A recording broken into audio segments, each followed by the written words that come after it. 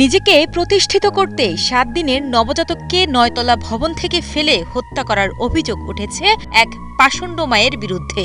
নিজেকে প্রতিষ্ঠিত করার জন্য সেই বাচ্চাটাকে সে নিতে চায়নি প্রথম, পরবর্তীতে সেই বাচ্চাটাকে সে তার বাসার পূর্ব দক্ষিণ পাশের যে বেলকনি সেরকম কেউ থাকতো না, ঠিক ৩:৩০ থেকে ৩:৪০-এর মধ্যে বেলকনির ফাঁক দিয়ে সে নিচে ফেলে দেয়। ১৮ জুন রাত ৮টায় ভৈরব পৌর শহরের কমলপুরের নিউ টাউনের ফুলমিয়া সিটি এলাকায় ঘটে লোমহর্ষক এই ঘটনা। অভিযুক্ত তৃষা আক্তার ও ডাক্তার উসমান গনি দম্পতির দ্বিতীয় সন্তান নিহত নবজাতক তাসনিম এহসান।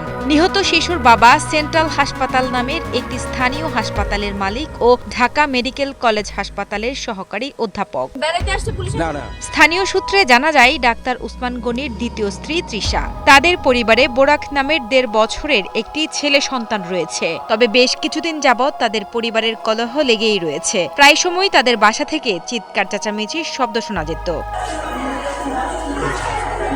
এ বিষয়ে ভৈরব থানার অফিসার ইনচার্জ মোহাম্মদ শফিকুল ইসলাম জানান, তৃষা অনার্স পড়ুয়া একজন ছাত্রী। নিজেকে প্রতিষ্ঠিত করতে সন্তান নিতে চাননি তৃষা। এ নিয়ে তার স্বামী ডাক্তার উসমান গনির সাথে ঝামেলা চলছিল। সেই ক্ষোভে বেলকনি দিয়ে নিজ সন্তানকে ফেলে হত্যা করে বলে স্বীকার করে মা তৃষা। এই ঘটনায় শিশুটির বাবা ডাক্তার উসমান গনি বাদী হয়ে থানায় একটি হত্যা মামলা দায়ের করেন। এ বিষয়ে আরো তদন্ত করে আইন অনুযায়ী যথাযথ ব্যবস্থা নেওয়া হবে।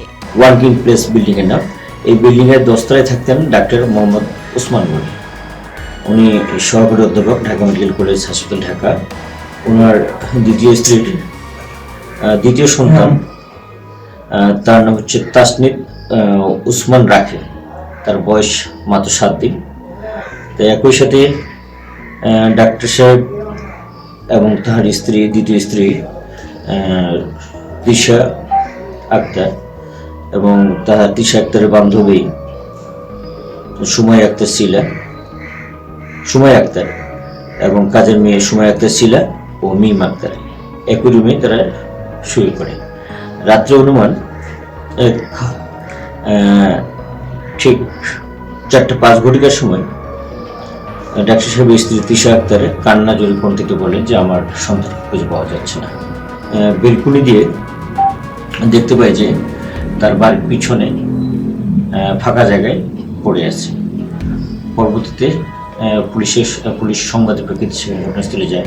ডাক্তার উসমান এবং তার স্ত্রী তৃষা আক্তার থানায় আসলে তাদের জিজ্ঞাসাবাদ করি। জিজ্ঞাসাবাদ করতে এক পর্যায়ে তৃষা আক্তার স্বীকার করেন। এই বিষয়ে আমাদের তদন্ত আরও অব্যাহত হচ্ছে এবং আইনগত ব্যবস্থা প্রক্রিয়াধীন।